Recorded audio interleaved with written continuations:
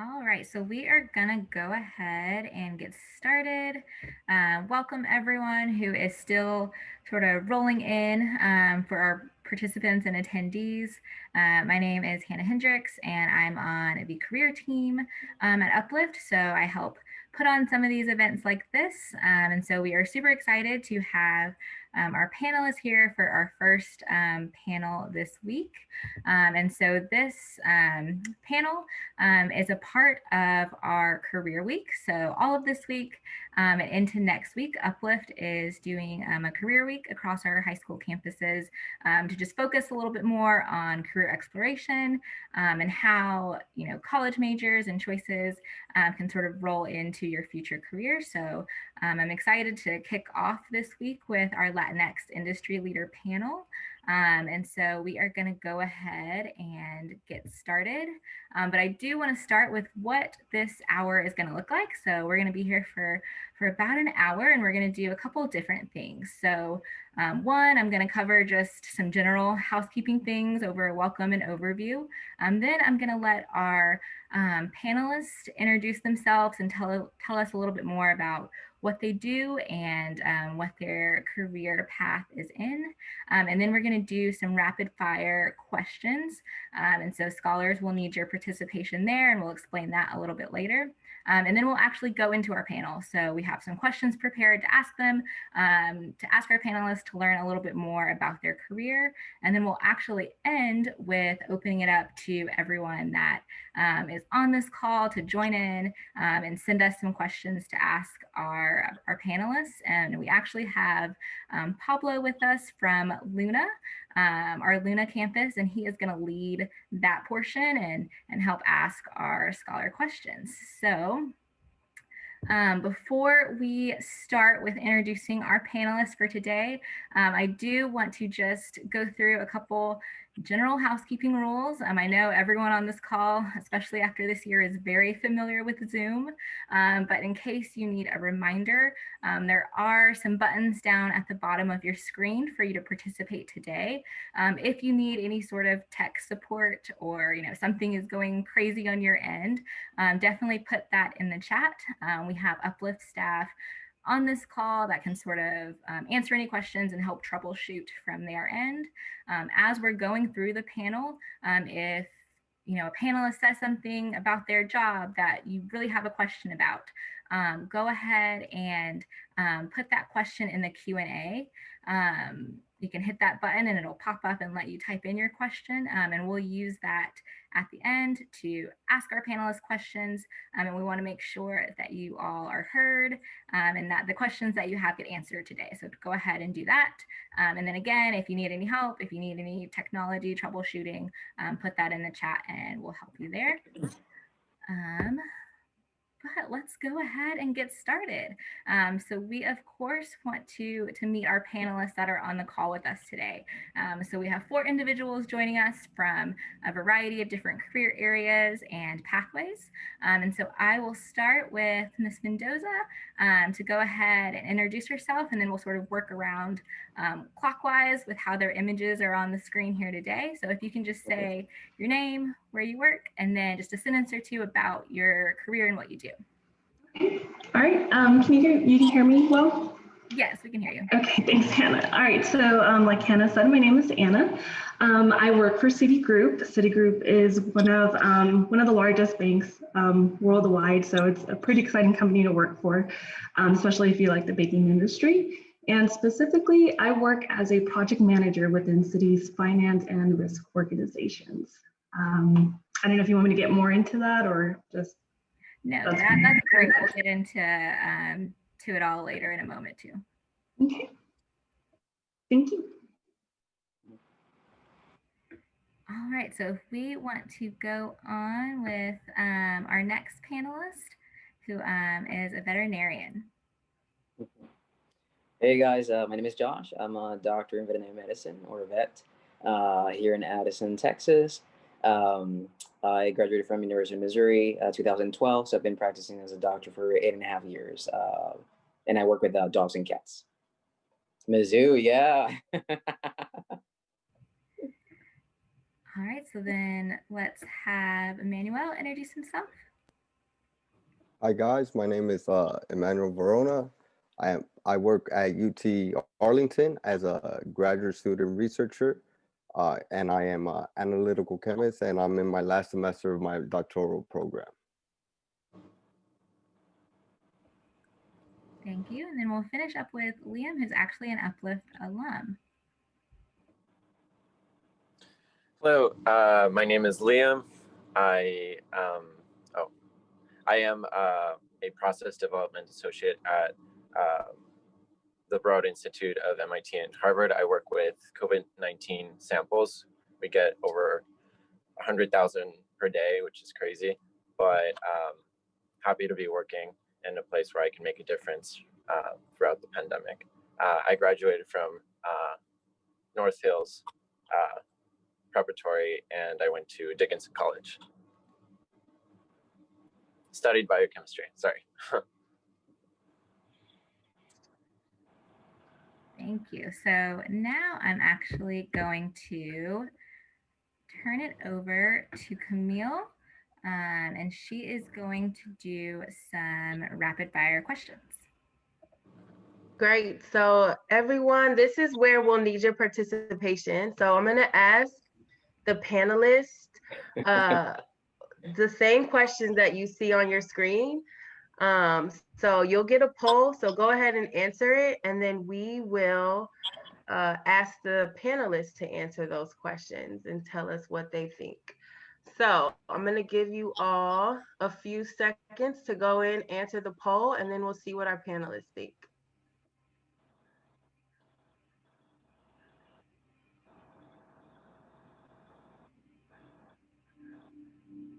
It's funny watching the results come in. So we're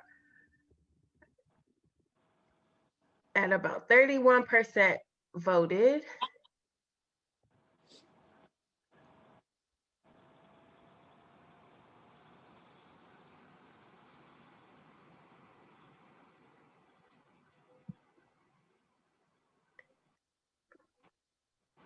It looks like we have some clear winners. So I'm going to jump in and start speaking or seeing what our panelists think. So our first question, I'm going to start with Anna.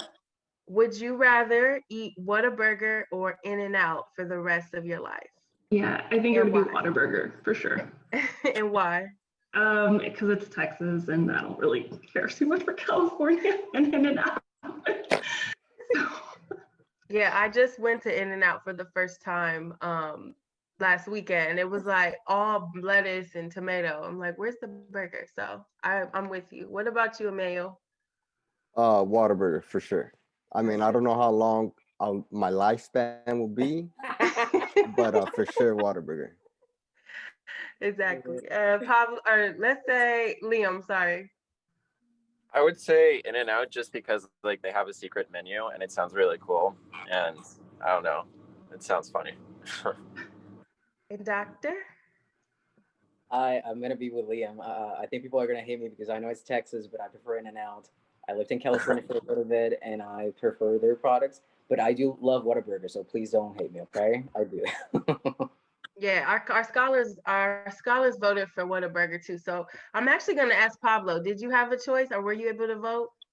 I wasn't able to vote, but if I were, I'd definitely choose Whataburger, because of like the menu variety. Yeah, there's actually, I think there's often too much to choose from. So, that's definitely a difference. Okay, second question was, would you rather make $1 million overnight or be guaranteed $15 million when you turn 70? Let's start with Manuel. Overnight. Overnight, I can then turn that into 15 a lot sooner than 75. No one's guaranteeing me 75. Yeah, you're forward thinking there. Doctor? Overnight for sure. I mean, at 70, I'm gonna be decrepit and on a bed probably, you know. So with how crazy this year has been, I kind of want to break $1 million right now. Sounds good. Right. You don't know if you'll be, is this like, are you going to be broke until 70? Yeah, exactly. Okay, what about Pablo? I'm gonna ask you every time, Pablo, since you didn't get to vote. What would you rather do? Okay, I think I'd rather do the million overnight because I don't even know if I'm gonna make it to 75. So You'll make it. Liam, then Especially Anna. on the Whataburger diet. I think also overnight, just because you can put that in the stock market, like compound interest, like take care of it. Anna would know about it because she works in a bank. So yeah, like that will become like $15 million like way faster. So Yeah, Anna, tell us what should we do? yeah. Yeah, no, I think I would definitely do overnights because 75. We'll see. Okay. Well, last one, let's go in reverse, Anna, since you left us off. Thinking about presentations or working in a group project, what would you do? I think I prefer to work in a group project. I'm not too crazy about presentations and then having to do it every day. Yeah, I don't know about that. So I'd rather deal with my teammates than presenting every day. For sure. Liam? Also working with a bunch of people, I think people make life fun and like better. So I would definitely would rather be working in a team to attack like a certain issue. Pablo, Josh, and then Emmanuel. Yeah, I think I'd also have to agree with them. I would work in a group project, because if one day I'm just like not down, then somebody else can just take over. We can like take turns. For me, I love talking. Like you can find me talking to a wall. So for me, individual presentations, I could talk every single day. I mean, I love working with people, but I'm a talker. So individual presentations. Yeah, I'll have to go with the group project for sure. Presenting every day can get tiresome. Yeah. Yeah, collaboration is important. So thank you all for sharing. The purpose of today is to get to know you all for sure. For that reason, make some connections with what our scholars are thinking about, and then hopefully get them to think about their futures and maybe ask some questions of you and maybe help them think about making those connections for themselves. So with that being said, I'm actually going to jump into a few questions. Today is about our scholars and you all making connections. So I'm going to ask some questions, but we really want our campuses and our scholars to think of questions. We hope you all take, as much time as you can getting to know to the best of to the best of your ability, right? Virtually to get to know our speakers. But if anything question-wise comes to mind about their life, about their story, please drop them in Q&A, and then Pablo is gonna help us moderate at the end. So I'm gonna stop talking and give you all a chance to get your questions answered too. But first, you all heard where they work. You see where they work on the screen and just a little bit more about them. We have Liam here, who's an Uplift alumni. So it's almost full circle for that reason where you get to see, he's working now with COVID research. I think that's so relevant today. So my question for you all, starting with Liam, is thinking about your pathway from high school. Like, did you know you wanted to be in your career profession? What was your pathway like from being a high school scholar like the students on today to now? It is as quick as possible, right? Not every maybe twist and turn, but could you kind of summarize what that path looked like for you? Yeah, sure. I think for me, I had already an idea that I love science, and I found my passion in languages.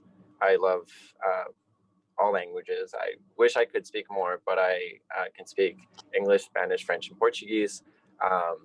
I think the way I could relate like my language skills with like science was like medicine. So I am very passionate about medicine, and I have had to go a different route of like traditional medicine, just going straight into like medical school and everything. So I have been open to change and choosing my path because that's what I have to do. And I know that I'm working step by step to get to where I want to be. And I found this job, and I'm very happy being in such a great community that's like working toward a bigger thing. COVID-19 testing, which is like super important. We should do more. But again, the current administration doesn't allow for that, unfortunately. but it's almost over. So yeah. Yeah, thank you. And if you all want to go in clockwise, so Anna, Doctor, and then Emmanuel from there. Okay. So I really did not know what I wanted to do, I guess my senior year of high school. So I just knew that I had to go to college. I grew up in a very Latino household. So, college was the must. So I decided to apply to the business school. And once I was in the business school, I started to see the different career paths and opportunities within business. And I really liked working for a corporate company, so a really big company. I think that's what kind of steered my education. And what I noticed is there was a lot of demand for people who had technical skills and administrative skills. So I decided to major in what now is kind of known as a STEM degree. Kind of combines a little bit of both the technical and the administrative side of things. And then I interviewed with Citi, and after I graduated, I got my job with Citi, and I've been working there ever since. About 2 or 3 years ago, I decided to go back to school to get my master's. I think that was very important to continue my career path in the corporate setting that I was in. So, yeah.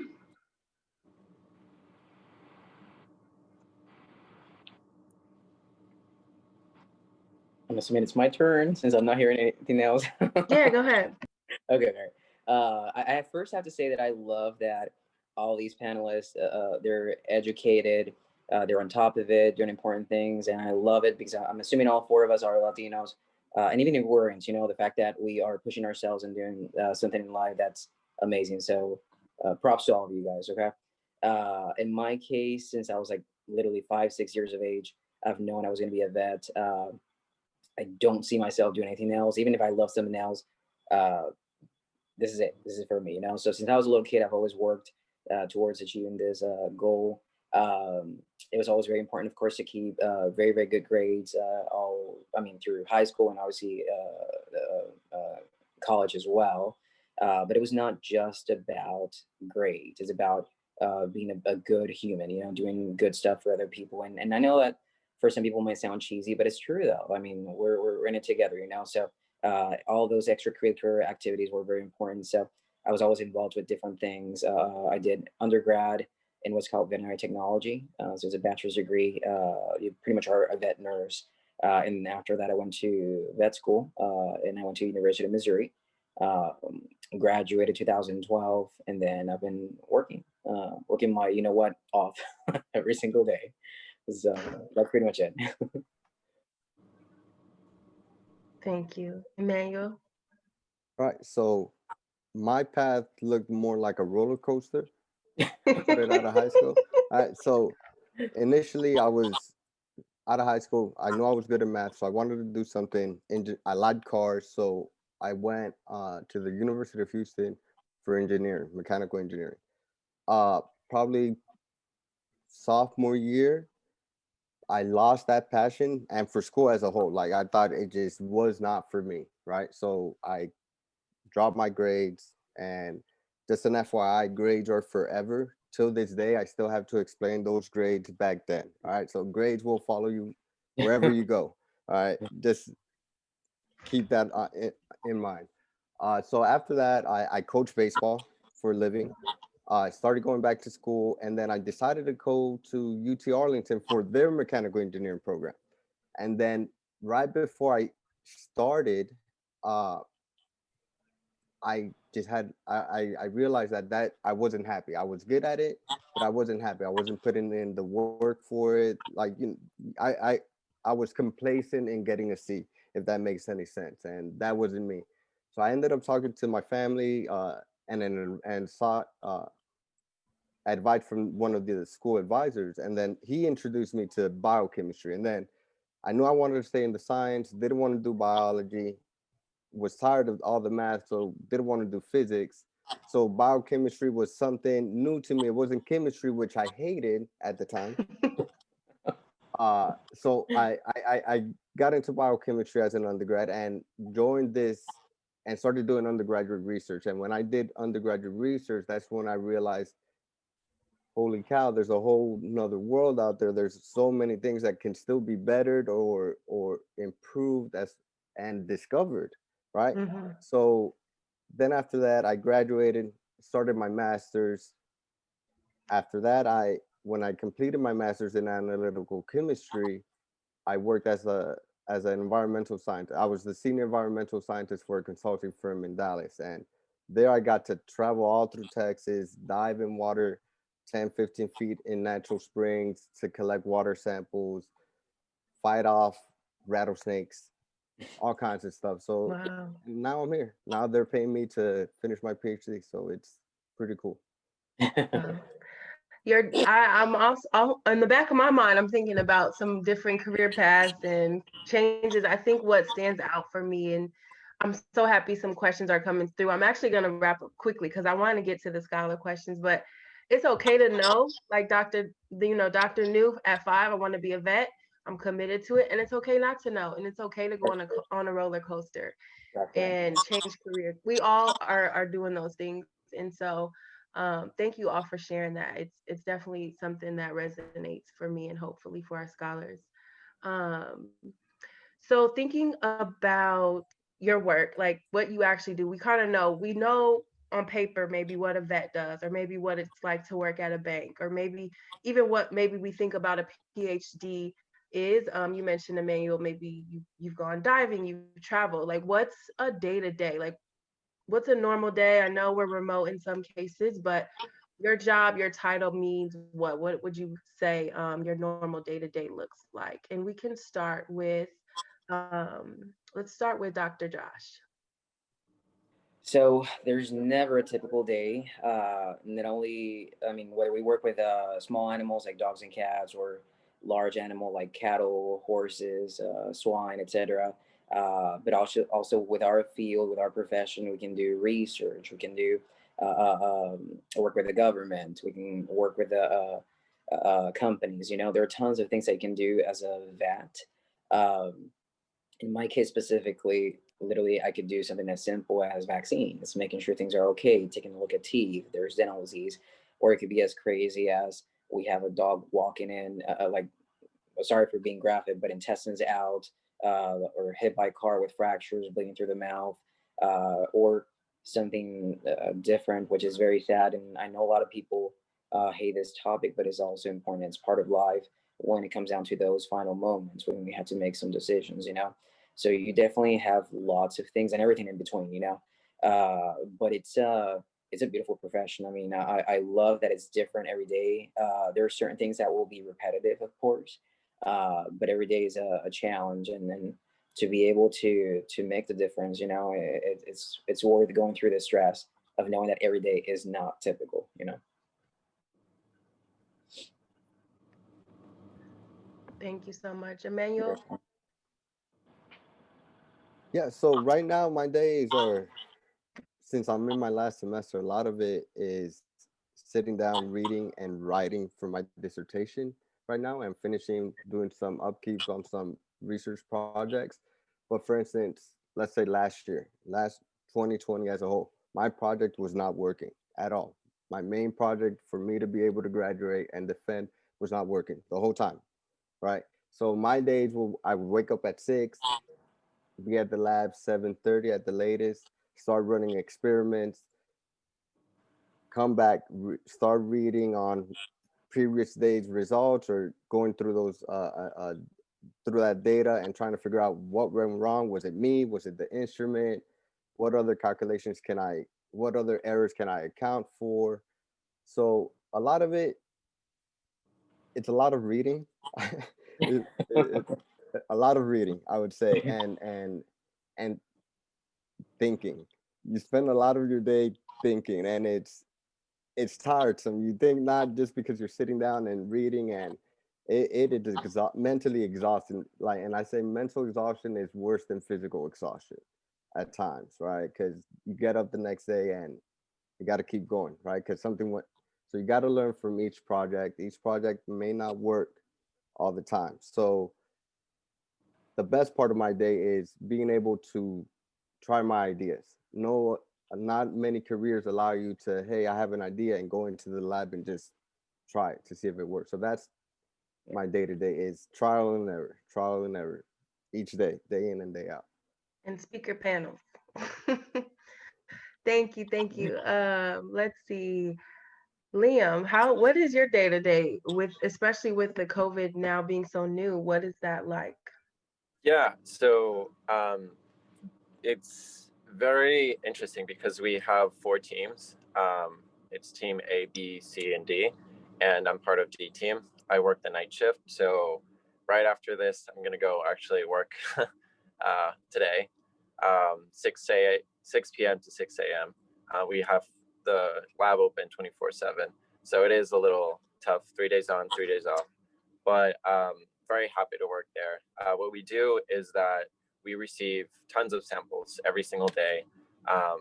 We receive them, then these are like the nose swabs, and what we do is we do qPCR, reverse transcriptase qPCR on these samples to identify SARS-CoV-2, which is the virus that causes COVID-19, right? So what the regular day is, it's very different because there's a lot of different kind of like positions that you can choose from every day. You can either work in qPCR, you can work in transfer, you can work on extraction, which are all different components of our kind of like laboratory that help get those results to people within a day. We are like fortunately one of the fastest. We get samples and like process them within a day, which is really great. So we receive samples, put them through Hamiltons, which are like an liquid extraction machine, and then we put them on a 96 well plate. We throw that into we put that into extraction, which they put into another plate, which is eventually going to the qPCR machines. So once we get that data, we can tell whether or not the expression of the virus can be seen on the plate or not. And that's all due to charts and stuff like that. So, but that's what we do. We do that every single day. It will continue to happen for as long as the pandemic happens. So it's exciting to explain what we're doing, it's very important work. Absolutely. All right, Anna, what is your day to day like? Yeah, so mine is probably not as exciting as everyone else's on the call. I do deal with a lot of email and sitting on front of the computer, a lot of meetings, Zoom meetings, calls, things of that nature. But I think one really cool thing about my position, my role within this corporate company, and I know that there's a lot of corporate companies out there that kind of have the same models, is even before COVID, we actually had the flexibility of working from home. And I think a lot of companies have that flexibility, and I think that's a good, I guess for me, a motivator, because I get to set my schedule around how I would like to set it. I do have a typical 9-to-5 job, but there are moments where I want to work later on in the afternoon, on in the morning, or I want to set up a meeting really early in the morning because I want to leave a little earlier. I have the flexibility to do that.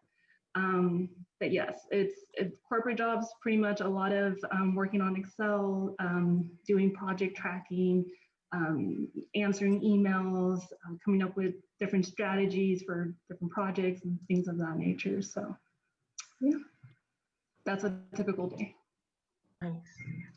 All right, so I want to pass it over to our scholars. As you see, we're getting a lot of Q&A chat questions. So I'm going to let our scholar introduce himself, and he's going to lead us in, repping for Uplift, but also helping us chat through some of the questions you all have. So keep the questions coming. We'll try to get to as many as possible. But our panelists can definitely answer some of those direct questions in the chat too, if there's time. So go ahead and take it away. Okay, thank you. So my name is Pablo Brumen. I am a senior at Uplift Luna High. I started at Uplift Luna when they first opened. and I'm gonna be your scholar moderator for today. Okay, so I'm gonna look in the Q&A chat, and I'm just gonna like throw out some questions, and our panelists can just take it over, or whoever wants to answer it is more than welcome to. Okay, so Daniela said, what kept you motivated throughout your journey? And anybody can answer this. I can start, I guess. For me, so I'm a first generation of my family going to college. I'm also the first one in my family to move to the States. I'm from Puerto Rico, in the Caribbean. And so being Latino, not knowing English back when I started, also I come from a poor family, and usually you don't see, or it's not the most common thing for people that are from a poor background to become doctors, so all that plus my passion to help animals, that kept me motivated. Also, for me, I'm openly gay, and to me, it's important to show in our community that hey, we can all be different and support each other, and you can be awesome. So it doesn't matter where you come from, who you are, just push yourself. And it's a lot of work, but it can be done. Thank you. So going off of that, I have another question from Juliet. She said, "Are any of the panelists first-gen Latinos? What are your thoughts on the idea of being one of the first Latinos in your family to graduate and be a college student?" Anybody can answer this.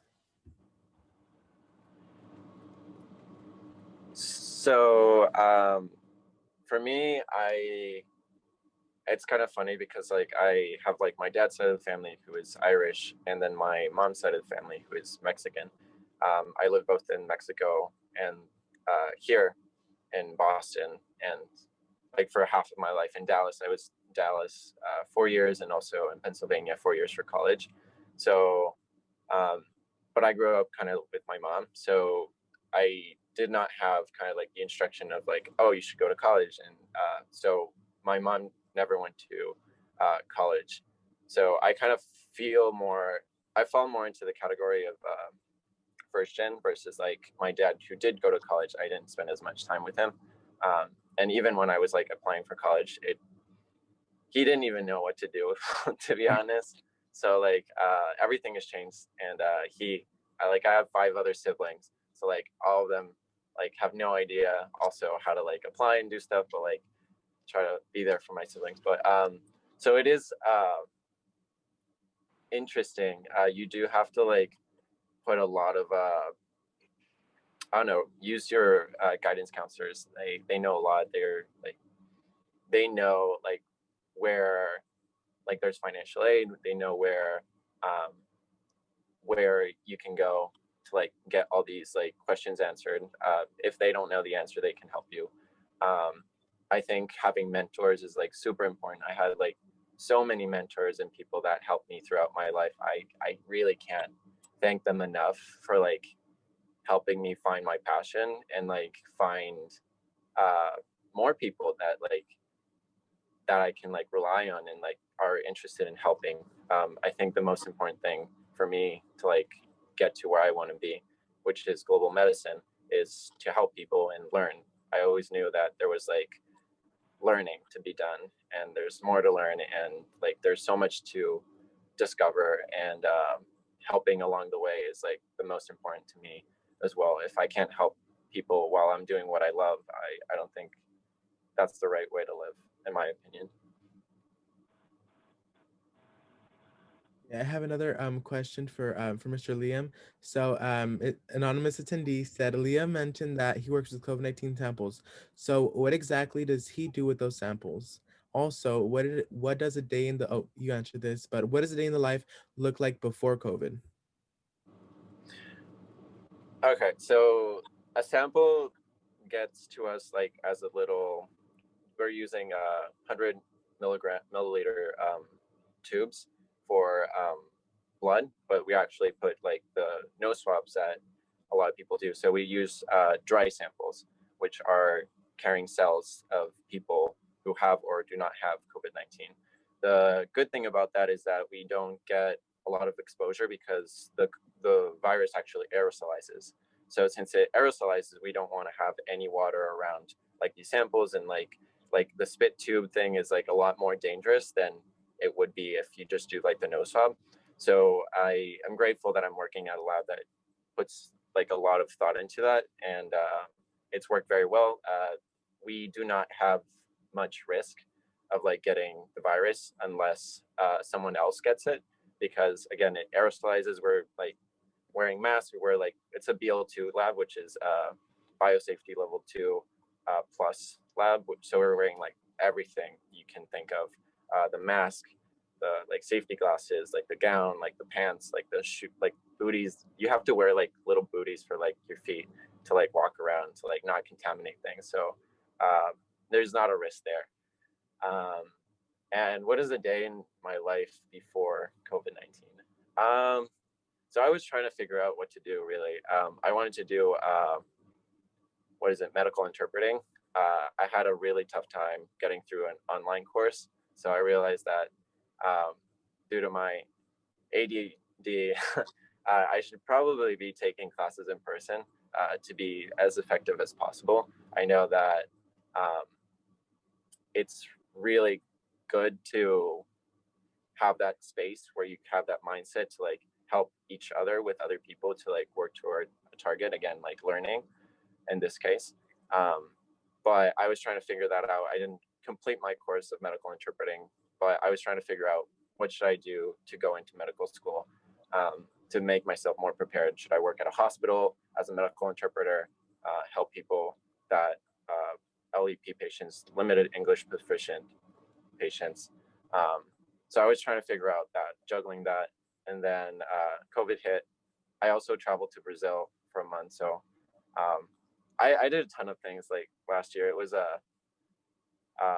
I'm grateful because I was able to do it, but then I was kind of like figuring out myself as well. And then COVID hit. I was like, okay, I gotta like take a real job or like start doing something that I can, I don't know, do immediately, you know? Thank you. So I have a question for Emmanuel. They said, what is the craziest thing you've done for science? Uh, for for science or for work, aside from diving into water, fighting off rattlesnakes, I've had, oh, one time I was out somewhere in East Texas, which is, if you haven't left the city much, it's completely different than like it. Texas has very different areas, right? So this area was very, it had a lot of woods. It was very like swampy-ish kind of looking.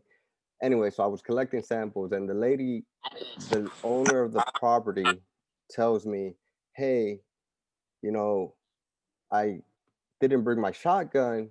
And I look at her, I'm like, "What for?" She's like, "Well, we've been seeing bears lately around here." And I'm like, "Well, okay, should we go back for it?" She said, "No." I was like, "Well," so I ended up telling her, I was like, "Well, I'm pretty sure I can run faster than you, so I think I'm all right." But I think that's as crazy as it gets. Being in a situation where I have to run away from like rattlesnakes or bees, nothing wild. So far, I would say. And I have a follow-up question. It says, what advice would you give to scholars who may find it challenging to find motivation to push forward during this difficult time, for Emmanuel? To put motivation, it's Yeah. a lot of it comes within. You got to understand that it takes time. You can't solve everything in one day. So one day at a time, try to improve yourself like at least 1% a day. So you're not gonna change the world in one day, right? So that's how you gotta attack it. It's day by day and take it as it is. You know, sometimes you could be very like for me, I feel sometimes I can be very productive one day and then the next day not so much. But as long as I continue moving towards my goal, even if it's not in a steep incline, right? But even if it's kind of jagged up, I'm still moving towards the goal. And that's what you need to keep in mind is always know that there's a goal and that you're trying to get to, even through the good and bad, because there's always going to be stress. There's always going to be outside pressure, the pressure you put on yourself. But as long as you stay centered and continue moving forward, that even if it takes longer than what you thought it would take, as long as you're moving towards your goal. I think that's the best advice I could give you. Thank you. Okay, now I want to switch over to Miss Anna. So somebody asked, how is the business industry like? Going to business school and getting your master's degree, how is that like? And Julia said that I was also thinking of going into the business industry, and I don't know, she just doesn't know how it's like. And I also want to know because I do want to go into like finance and accounting and taxation. So if you could answer that, I really appreciate it. Yeah. So I guess working for a big company, a corporate company, there's a lot of different paths that you can take, right? I know you mentioned accounting, finance, there's operations, there's the technology side of it, there's the everyday handling of business.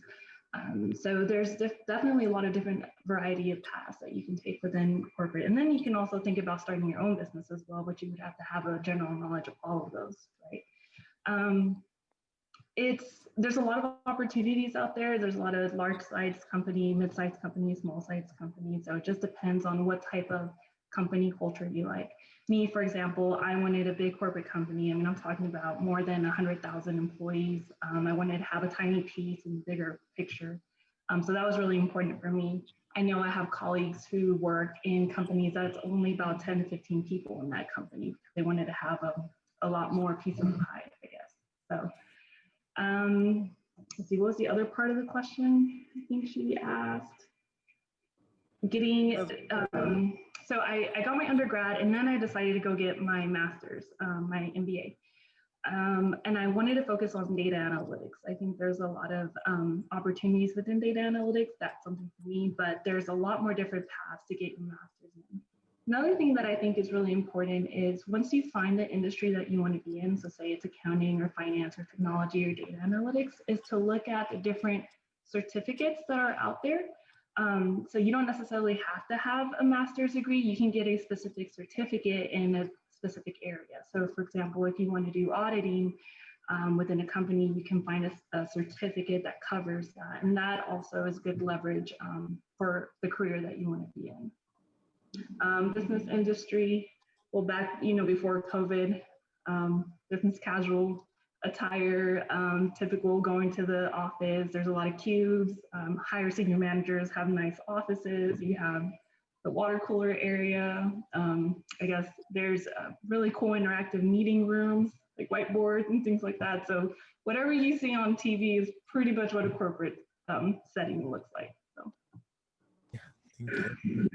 And then also, how did you handle finances while in college, and specifically your first year, being a freshman in college? So I got scholarships in my junior and senior year. I applied to a bunch of scholarships. I think it also helped being first generation applying to college, because there are certain scholarships that you can meet those criteria. I speak Spanish too, so a couple of scholarships I applied to were also for Spanish speakers. I think that's really important. Completed my FAFSA. Going back to when Liam was saying, that was pretty much all by myself. My parents were just there to motivate me, but I had to figure it out. I did get a few loans, but just because I needed the help. And then every once in a while, my parents could help me with maybe a book or two here. And then I also got a work study job on campus. So I first looked for work study is when you're able to work on campus and they compensate you for that via scholarship. And then I also worked a small retail job, I think my junior year. So all of that piled up to paying my way through college. I think the good thing is that once you start working, I'm pretty sure everyone can attest to this, is that you start to work, that kind of pays back what you invested in your education. Like that's the whole point of it, right? So part of the whole point. Thank you. I have another question. Everybody, it's, did the factor of being good at a certain interest help you choose your careers, or was it something that you generally like to do and decided that it was your calling / meant for you? I think it would be cool if we went back. We went back with Dr. Josh. I couldn't hear the first part of the question. Sorry, there was a lot of background noise. No, you're good. I'll reread it. Okay. Did the factor of being good at a certain interest help you choose your careers, or was it something that you generally like to do and decided that it was your calling / meant for you? I think both. I mean, yes, of course. I mean, you have to be good at what you, or at least interested and passionate about what you might be wanting to pursue in life, you know. But sometimes you may not think you're that good, or sometimes you might think that you have no freaking clue what the hell is happening, you know. And that shouldn't stop you. I mean, if you are passionate or interested in doing something, then educate yourself. Look up, like, okay, how do I get to that point? If this is what I love, if this is what I'm interested in, how can I make it happen? uh, and I think, I mean, like, trying, not only having the passion but also the drive to change and challenge yourself to be better and better. That's always going to be what's gonna push you to achieve things, you know. Uh, and a lot of people say that you don't have to be the best at it as long as you have the passion, you know. I am an overachiever, so I think not only be passionate about what you do, but also be the best you can, you know, and excel. Like, I think it's important to do in something in life that you're proud of and that you can look back when you're 50, 60, and you're like, damn, like, I changed a lot of lives, and I don't regret a single part of that, you know. Sure, we all make mistakes, and there are things that no one ever told us about, so it's a learning process. uh, but as long as you push yourself and have that passion and educate yourself, then it should be fun. And I have another question for Mr. Joss. Since we're wrapping it up, I think 4 more minutes. So is being Latino challenging where you work, like having to work harder than others, proving points, etc.? And that was a question for me, I'm sorry. Yes, yes. Okay, okay. uh, yes, yes, it has been challenging. So I went to University of Missouri, and Missouri, uh, this is nothing bad. It's just a fact, you know, lots of white people. And in my class, I was the only minority. Out of 82 students, I was the only minority. And it was challenging because, I mean, I had I didn't understand the language very well. Like, people would make jokes in English all the time, and I literally, at that time, if someone was laughing and I had no idea what was going on, I was like, ah, ha, ha, ha, sure, I understood the joke. You know, I had no idea. So I didn't understand the professors when I was in class many times. So I had to just go home and read, um, or record it and then have my Spanish English dictionary next to me, you know. So it was definitely challenging, not only the language, but also I'm brown, you know, and like, in my class, like, everyone was white. So some people did look at me differently, and that might be subjective, you know, but I was definitely, I felt, sometimes I felt out of place. That being said, the same way there are people that will see you differently or be against you or not like you just because of your skin color or your background, there are people that will love you for who you are, you know. So uh, I found families that adopted me when I was in Missouri. So Missouri for me is kind of like a home away from home. And even though there's always going to be at least one person that is going to judge you for stupid reasons, who gives a crap, you know? Like, move forward. So Thank you. yeah. And I would like to kind of just leave this question out there. What advice would you give for us students working towards our goals and handling college and just like diving into the field as Latinos?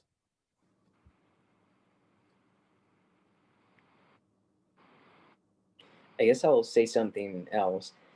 One thing that I have noticed, and obviously, if anyone else wants to join, of course, you guys do so. But I have, since I came to the States, I have learned that a lot of Latinos don't know Spanish, and a lot of Latinos feel judged because of that, because they're not bilingual; they only know English. And I mean, I can understand why, but don't. I don't want anyone, or I don't think anyone should feel bad for knowing just English. You know, I mean, English is the most important language in the world anyway. But I think it would be cool that if you have that background in Spanish and you're not fully bilingual, then probably pushing yourself to learn a second language. You know, it definitely helps opening or giving you more opportunities. Because of being bilingual, I have found so many more opportunities in life that if I only knew English, you know. And actually, I think Dr. Liam, he also he knows 4 languages. I'm sure he has had plenty of opportunities because of that. So. But once again, being Latino doesn't mean that you have to know Spanish, it means that you're proud of your heritage, you know? And just to add to that too, as well, I think one of the things that I quickly started to learn got into my career is, I guess, really, instead of looking at, being Latino, how does that create barriers for me or whatnot? I think it's more of taking that and celebrating it, and I know that I might be a little different than some of my peers, but I also find it more as an asset, and this is what makes me me and can help contribute. Like, for example, you know, I was first generation. My parents didn't really help me with the process, and I know that a lot of students may struggle with that. So instead of seeing it as, oh man, this sucks for me, or I don't know if I can do it, I kind of said, no, if I can do this, then I can take on the next task. So whatever, I guess whatever you think might be a barrier or something holding you back, I would say flip that script and say, no, if I can do this, then I can definitely do whatever comes ahead of me, especially in all these different types of careers. So I think, like Dr. Josh said, I mean, be proud of being Latino, and also, what you can add to your career because of that too. Very cool. And Pablo, if you could repeat that question so we can also have Emmanuel and Liam give us some of their insight on that question. Yeah, so it's what advice would you give for students working towards our goals and diving into different fields? So I didn't learn this until I was in college, but I had this group called Mandatory, MAN capitalized. It's a academic achievement and leadership brotherhood for men of color. And we talked about tons of things, like what is positive masculinity in in specific cultures and stuff like that. And one of the big ones was like imposter syndrome, which is like a psychological term for people who feel like they don't belong. And even if they're like successful, they put all the work into it, like they might still not feel like they deserve it or they belong in a certain area. And that happens a lot in natural sciences and the sciences, STEM, since there's a lot less minorities in there.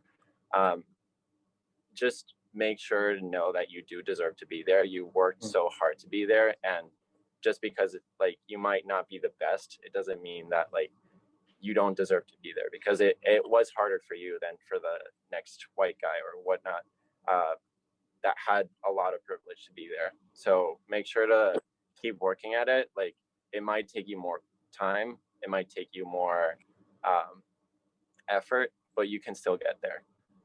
And I think Anna and Josh are completely right. Like, you can get there. Yeah, I have to agree. Embrace being different. It's what makes you you. It's what makes you contribute to a team differently, and people seek that. Okay, so embrace being yourself. As far as advice that I can give is, again, in that aspect, it does not matter where you come from. It's what you do with what you have. And if you believe in yourself, you can do it. But again, it comes from you. No one else has to, you don't have to seek outside affirmation. But if it comes within you, you're able to accomplish it. Because when I started this journey in chemistry, like I'll tell you right now, my first general chemistry test in college, all right, I'm a chemistry major at that time, all right, a 22.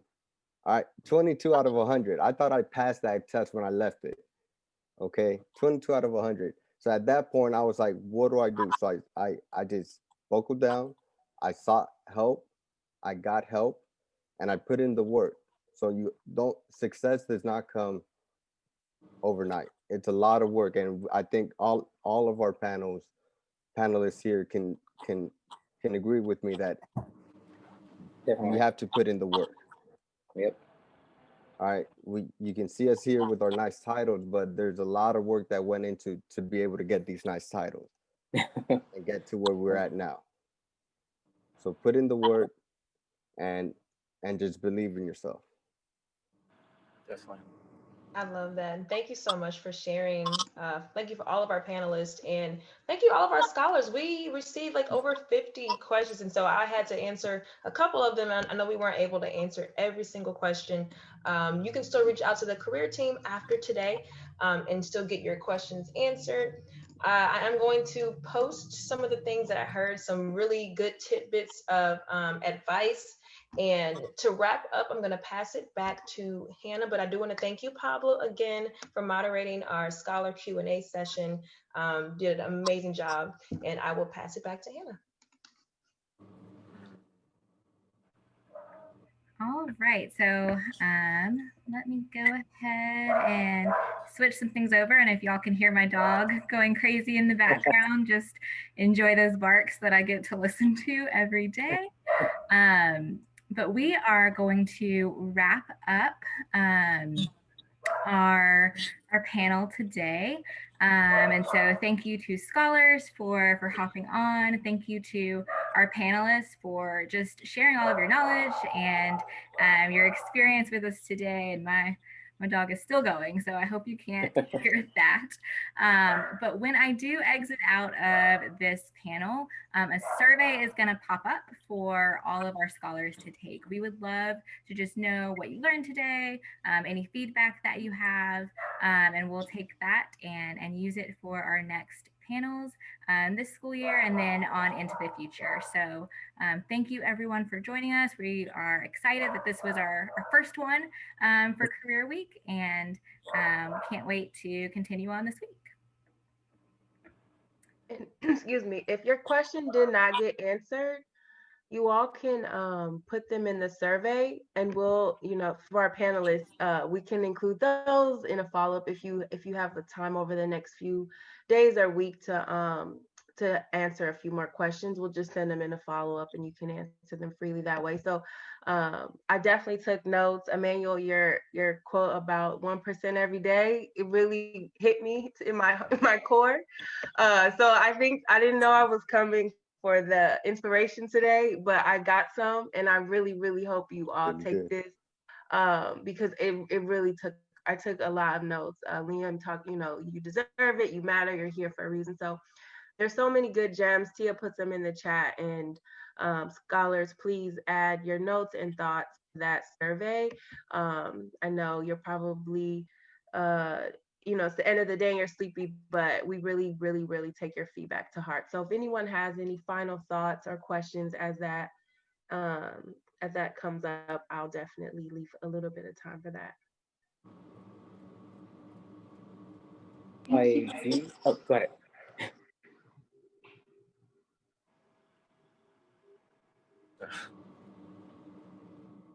I wanted to say something. Whoever, because I know there were some questions about it. If someone wants to be a vet or is interested in becoming a vet, I would love to help out. I didn't have someone helping me out when I was younger. So it was all like media and research and like literally research and calling and colleges and everything. So if anyone wants to ask any questions about how to become a vet, I would love to help. I'm very passionate about that. So you can email me at info@islavet.com. So that's info@I, S as in Sam, L as in Lola, A, V as in Victor, E, T as in Tom.com. And I'm not going to promise I'm going to reply right away because I'm usually like doing tons of things, but I promise that within a week or so, I'll go ahead and email, and maybe you can schedule like a Zoom meeting, and I can do my best to help you out in your process. But feel free. There you go. Thank you, Tia. But yeah, I would love to help. So that's one thing I want to say. I want to say that what Emmanuel said is 100% like right. That's again 1% every day over 365 days of the year. You're already 3.5 times better than you were at the beginning. So just keep working on that, and like 1%, that's manageable. Also, I feel free to contact me. My email is 007stenson@gmail.com. It is a little funny, but what is funnier is that my speaker for my graduation was Pierce Brosnan. Oh, 007. Wow. Yeah, so that is even funnier, I think. But yeah, feel free to contact me if you have any questions. I'm working toward med school, but I'm already like in my science degree, languages, like I'm passionate about many things. So if I can help, please reach out. I would absolutely say the same. So if there's any questions or any thoughts, or this is the time for sure to write down our emails and reach out to us, because we're here with you guys and we really are interested. So feel free to reach out.